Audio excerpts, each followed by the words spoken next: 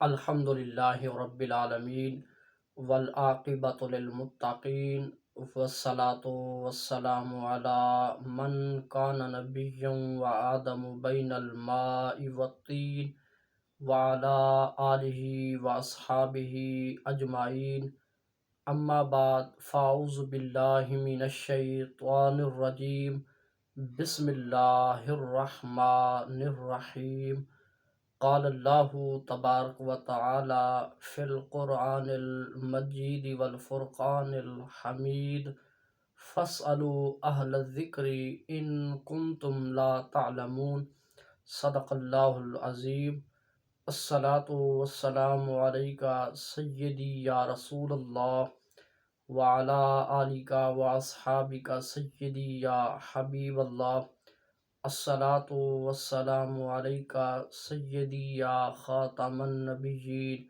وعلی آلک واصحابک یا رحمۃ للعالمین۔ معزز سامعین و ناظرین، السلام علیکم ورحمۃ اللہ وبرکاتہ۔ احباب ذی وقار، آج کا ہمارا عنوان ہے شرعی احکام و مسائل۔ احباب ذی وقار، اللہ رب العزت نے اپنی لاریب کتاب قرآن مجید فرقان حمید کے اندر ارشاد فرمایا، فاسألوا اہل الذکر ان کنتم لا تعلمون، اہل علم سے پوچھو، ان کنتم لا تعلمون، اگر تم علم نہیں رکھتے۔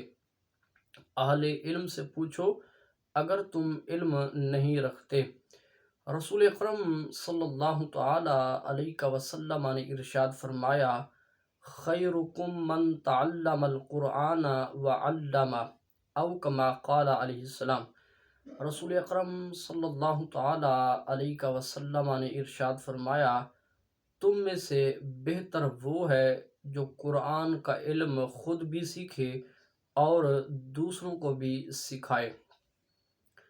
احباب ذی وقار، ہم الحمدللہ مسلمان ہیں، اور مسلمان خواہ مرد ہو یا عورت، اس پر فرض ہے کہ وہ قرآن و حدیث اور فقہ کا علم خود بھی سیکھے اور اس پر عمل بھی کرے اور دوسروں کو بھی سکھائے۔ ہم مسلمان ہیں، ہم پر فرض ہے کہ ہم قرآن کا علم بھی سیکھیں، حدیث کا علم بھی سیکھیں اور فقہ کا علم بھی سیکھیں، اور اپنی نسلوں کو بھی سکھائیں اور عمل بھی کریں اور دوسروں کو بھی عمل کی تاکید کریں۔ احباب ذی وقار، آج کا ہمارا عنوان ہے شرعی احکام و مسائل۔ جن چیزوں کا ہمیں حکم دیا گیا ہے ان کی کتنی اور کون کون سی اقسام ہیں؟ جن چیزوں کا ہمیں حکم دیا گیا ہے ان کی 5 اقسام ہیں۔ کون کون سی ہیں؟ نمبر 1 فرض، نمبر 2 واجب، نمبر 3 سنت مؤکدہ، نمبر 4 سنت غیر مؤکدہ، نمبر 5 اور آخری مستحب۔ یہ 5 چیزیں جن کا ہمیں حکم دیا گیا ہے۔ فرض کسے کہتے ہیں؟ جسے کرنا بہت ضروری ہو، جسے کرنا بہت ضروری ہو اور بلا وجہ جان بوجھ کر ایک بار چھوڑنے پر سخت گناہ ہو۔ اس کی مثال جیسے سچ بولنا، اخلاص سے کام کرنا اور ضروری عقائد و مسائل سیکھنا اور جاننا۔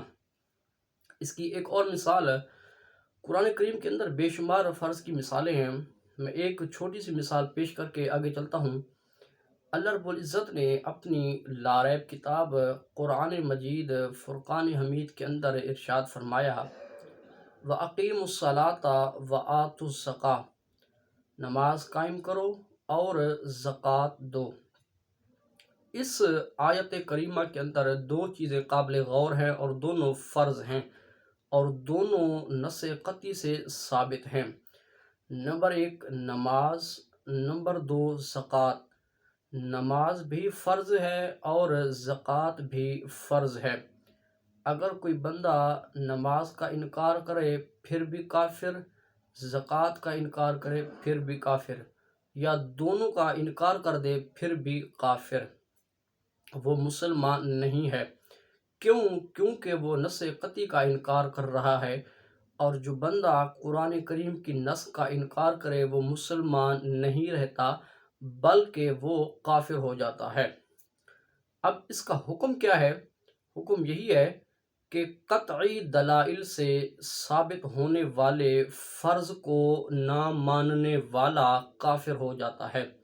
یعنی جو بندہ قرآن کریم کی کسی آیت کریمہ کا یا کسی لفظ کا انکار کرے تو وہ کافر ہو جاتا ہے، مسلمان نہیں رہتا۔ نمبر 1۔ نمبر 2، واجب کسے کہتے ہیں؟ جسے کرنا ضروری ہو اور بلا وجہ چھوڑنا جائز نہ ہو اور چند بار چھوڑنے پر سخت گناہ ہو۔ جسے کرنا ضروری ہو اور بلا وجہ چھوڑنا جائز نہ ہو اور چند بار چھوڑنے پر سخت گناہ ہو۔ اس کی مثال ہے جیسے ایک مشت داڑھی رکھنا۔ ایک مشت داڑھی رکھنا واجب ہے، اور اسی طرح سلام مسنون کا جواب دینا بھی واجب ہے۔ ایک مشت داڑھی رکھنا واجب ہے اور سلام مسنون کا جواب دینا واجب ہے۔ سلام کرنا سنت رسول صلی اللہ تعالیٰ علیہ وسلم ہے، اور سلام مسنون کا جواب دینا واجب ہے۔ جو بندہ واجب کو واجب نہ مانے، یعنی یہ کہے کہ ایک مشت داڑھی رکھنا واجب نہیں ہے، سلام مسنون کا جواب دینا واجب نہیں ہے، تو وہ کافر تو نہیں ہوگا، البتہ ہم اسے گمراہ کہیں گے۔ ایسا بندہ جو واجب کا انکار کرے یعنی واجب کو نہ مانے تو ہم اس پر کفر کا فتویٰ نہیں لگائیں گے۔ ہم یہ نہیں کہیں گے کہ اس بندے نے واجب کا انکار کر دیا لہٰذا یہ کافر ہے، نہیں، وہ کافر نہیں ہوگا بلکہ وہ گمراہ ہوگا۔ اب سوال پیدا ہوتا ہے کہ گمراہ کسے کہتے ہیں؟ گمراہ کسے کہتے ہیں؟ جو شخص مسلمانوں کی ایک بہت بڑی جماعت سے الگ ہو جائے تو اسے گمراہ کہتے ہیں۔ نمبر 3، سنت مؤکدہ کسے کہتے ہیں؟ جو کام رسول اکرم صلی اللہ تعالیٰ علیہ وسلم نے ہمیشہ کیا ہو، جو کام رسول اکرم صلی اللہ تعالیٰ علیہ وسلم نے ہمیشہ کیا ہو اور بہت کم چھوڑا ہو، اس کی مثال جیسے رمضان المبارک کے آخری 10 دنوں میں مسجد کے اندر اعتکاف کرنا سنت کفایہ ہے۔ جو کام رسول اکرم صلی اللہ تعالیٰ علیہ وسلم نے ہمیشہ کیا ہو اور بہت کم چھوڑا ہو، جیسے رمضان المبارک کے آخری 10 دنوں میں مسجد کے اندر اعتکاف کرنا سنت کفایہ ہے۔ اگر ایک بندہ بھی اعتکاف کر لیتا ہے تو باقی سب بری و ذمہ ہو جائیں گے، باقی سب گناہ گار نہیں ہوں گے۔ لیکن ایک بات یہ بھی یاد رکھیے، اگر مسجد کے اندر ایک بندہ بھی اعتکاف نہیں بیٹھتا تو سب کے سب گناہ گار ہوں گے۔ اللہ اکبر کبیرہ۔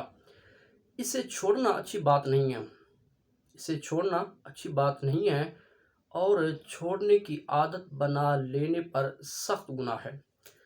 آگے ہے سنت غیر مؤکدہ۔ سنت غیر مؤکدہ کسے کہتے ہیں؟ شریعت مطہرہ نے جس کام کے کرنے کا ہمیں حکم دیا ہو اور چھوڑنے کو ناپسند کیا ہو۔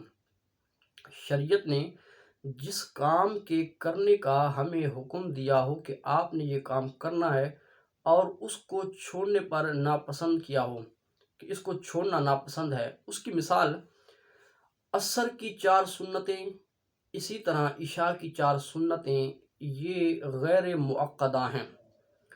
پڑھیں گے ثواب بالکل ضرور ملے گا، پڑھیں گے ثواب ملے گا، لیکن اگر آپ نہیں پڑھیں گے تو گناہ نہیں ہوگا۔